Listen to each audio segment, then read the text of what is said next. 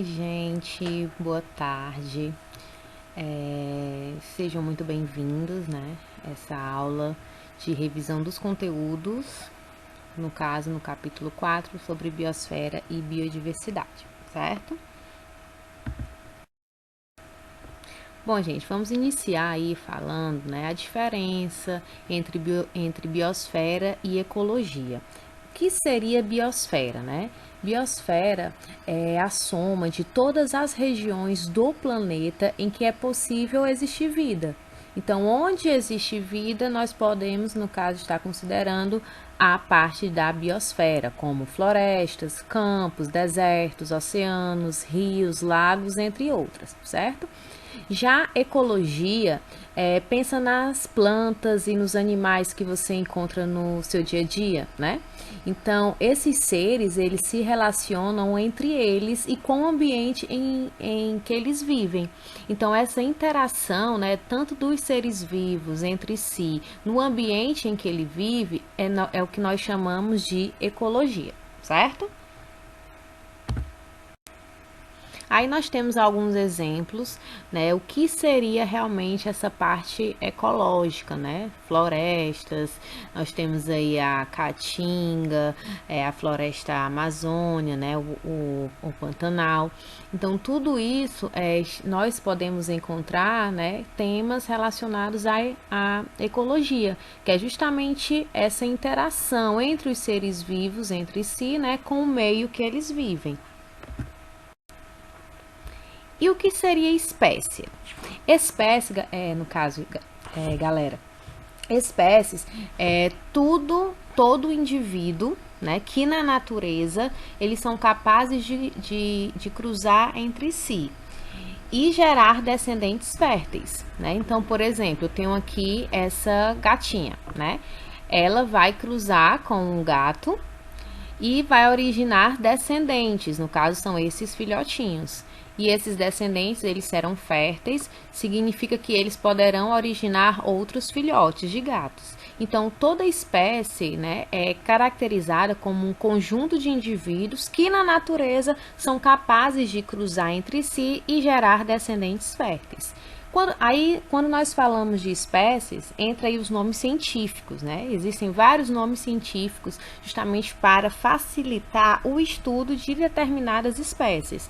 Por exemplo, no nome científico, eu tenho aqui Canis familiares, que é o nome do cachorro doméstico, né? O nosso cachorrozinho que fica na nossa casa. Então, o nome científico dele é Canis familiares.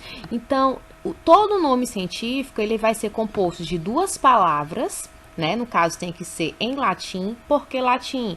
Por causa da facilidade, né, de ser uma língua aí universal, pode ser trabalhada em qualquer parte do planeta.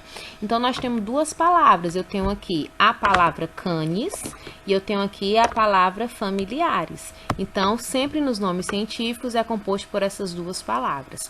Sempre tem que estar escrito em itálico, certo? Ou sublinhada. E sempre a primeira palavra, ela vai ter a letra inicial maiúscula e as demais minúsculas. Você percebe aqui, ó, que canis, essa letra aqui, o C, ela vai ser sempre maiúscula. O restante aqui, ó, tudo vai ser em minúscula.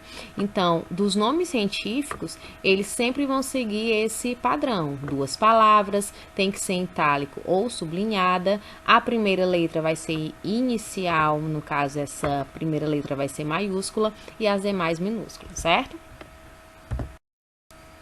Aqui nós temos alguns exemplos, né? Algumas escritas corretas. Digamos que eu tenho aqui a onça, né? Pintada. O nome científico dela é o que? Panthera onca. Então você percebe que eu tenho duas palavras.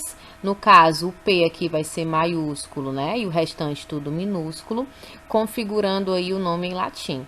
Homo sapiens também, né? Homo, no caso, seria o gênero, né? E sapiens, né, seria, no caso, o epíteto específico. Que a gente vai ver isso depois. Então, sempre vai ter duas palavras, certo? A primeira letra da primeira palavra sempre vai ser maiúscula e as demais minúsculas. E eu tenho aqui o canis familiares, que é o nosso cachorrinho, certo? outros exemplos, ó, Canis lupus, né, que é o lobo. Olha como é a escrita aqui. Felis catus, que é o nosso gatinho, né? Ele tem, no caso, duas palavras. A primeira letra aqui, né, dessa primeira palavra, ela vai ser maiúscula e as demais minúsculas. E a barata, Periplaneta americana, né? São os nomes científicos desses animais, no caso dessas espécies. E o que seria o habitat? O habitat é o local em que uma espécie vive. Por exemplo, eu tenho, no caso, peixe, né? Ele vive na água, então o habitat dele vai ser o quê? Aquático.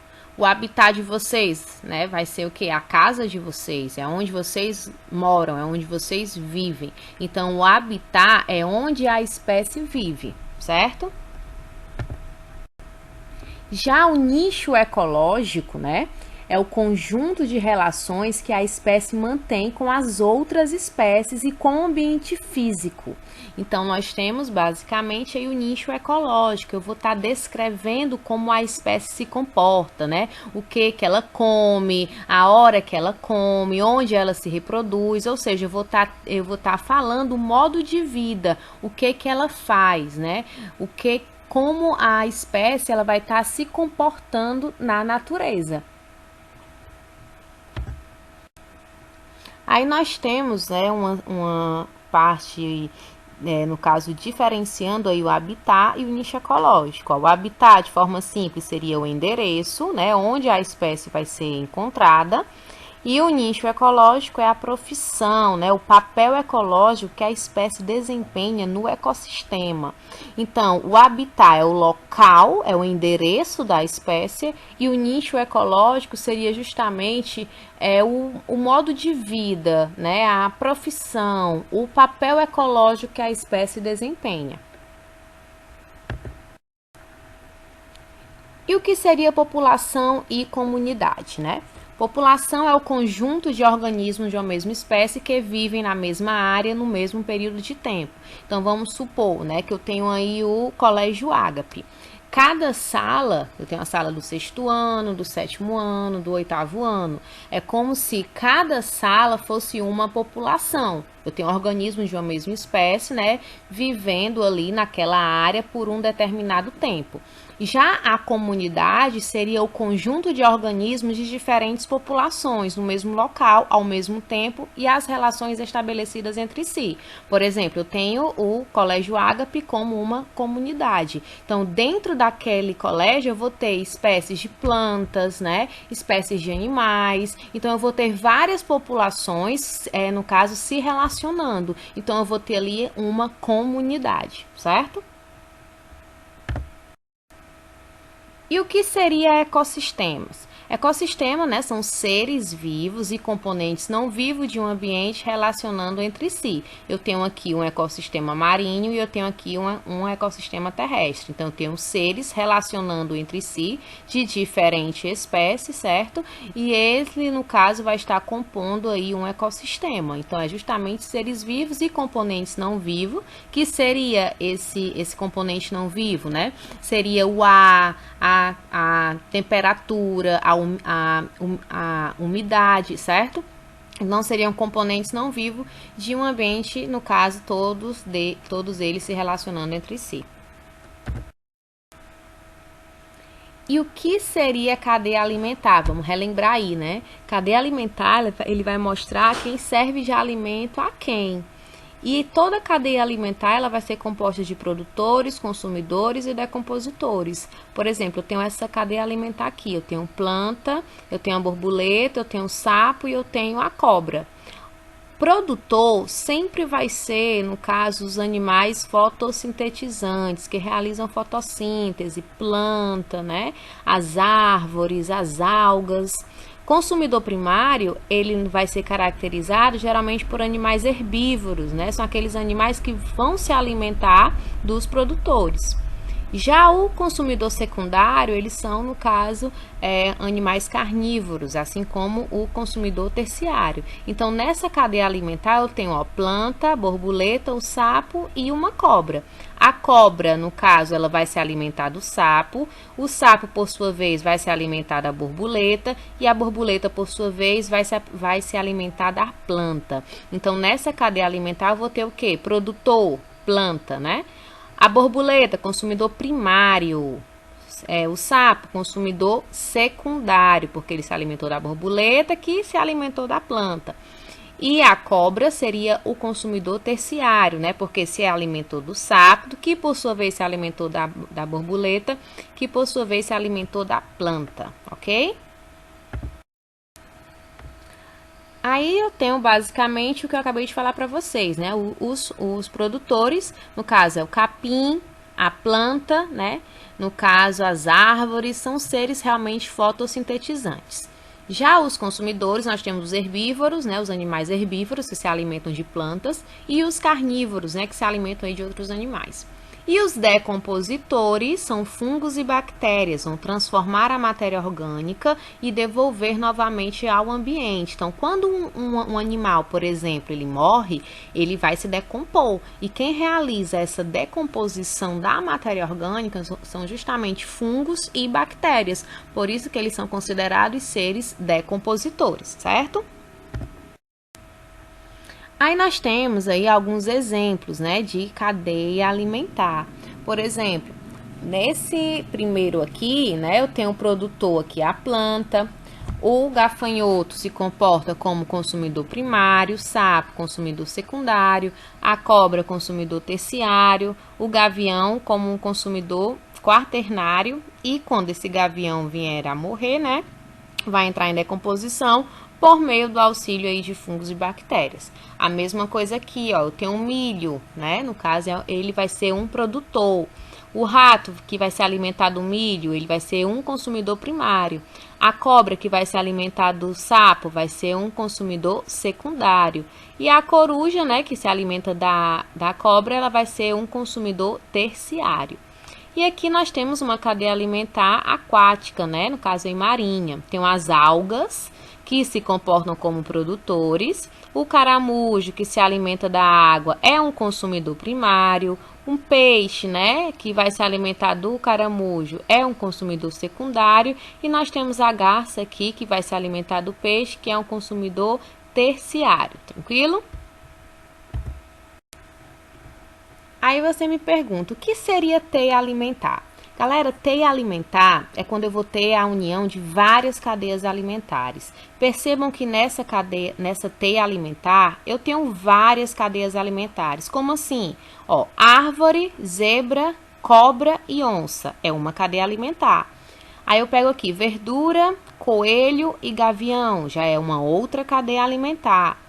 Gramíneas, rato, raposa e onça é uma cadeia alimentar. Gramíneas, inseto herbívoro, lagarto e gavião já é uma outra cadeia alimentar. Então percebam que dentro de uma teia alimentar eu vou ter várias cadeias alimentares, certo? Aí eu tenho, né, no caso, uma teia alimentar. Então, se eu pedir para você, me diga aí uma cadeia alimentar possível, né? Você pode dizer o quê? Eu tenho aqui a planta, né? O gafanhoto, certo? Aí, o gafanhoto do esquilo e o esquilo gavião, certo? Então, eu tenho aí um exemplo de uma cadeia alimentar. Então, eu vou ter várias cadeias alimentares dentro de uma teia alimentar, certo? E aí, gente, nós temos a importância da biodiversidade, né? Biodiversidade é a variedade de espécies existentes em um determinado espaço. Então, eu vou ter uma diversidade de animais, de plantas, né? Ou seja, uma variedade de espécies. Por exemplo, dentro da floresta amazônica, eu vou ter várias plantas, né, de vários tipos, de várias espécies, né? Eu vou ter animais também de várias espécies, então eu vou ter uma biodiversidade ali. E o que é que eu faço, né, quando ocorre uma diminuição da biodiversidade? O que é que acontece? Primeiro nós vamos perder a beleza natural, né? Vamos perder o equilíbrio da natureza, vamos também estar, digamos aí, afetando a cadeia alimentar dos animais. Então, essa biodiversidade, ela vai ser, digamos assim, prejudicada com a diminuição dela. E o que seria uma atividade sustentável, né? Quais são as atividades que poderia ser aplicada para que tenha um avanço aí dessa biodiversidade, para que não ocorra uma diminuição? Primeiro, a atividade sustentável, ela vai se preocupar, né, em explorar um determinado recurso de modo a garantir o bem-estar, seja ele econômico, social e ambiental. Então, a gente vai o quê? Preservar essa biodiversidade de maneira adequada, de maneira sustentável, certo?